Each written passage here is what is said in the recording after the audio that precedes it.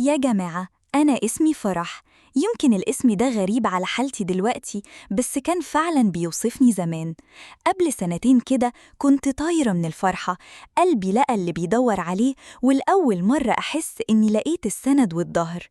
أحمد كان كل حاجة، راجل محترم حنون وبيفهم. كان مطلق بقاله 4 سنين وعنده بنت صغيرة ليلى عايشة مع مامتها. أول ما عرفت الموضوع قلبي وجعني على البنت، بس أحمد طمني. قالي دي صفحة واتقفلت، أنا ارتحت بعد سنين عذاب. حياتي معاكي هتكون غير أي حاجة.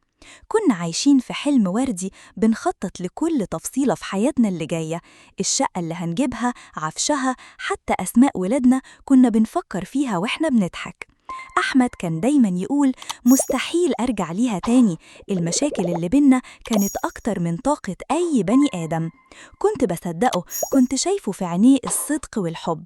تفتكروا الحلم ده كمل ولا كان مجرد وهم؟ استنوا المفاجأة الصادمة في الجزء الجاي.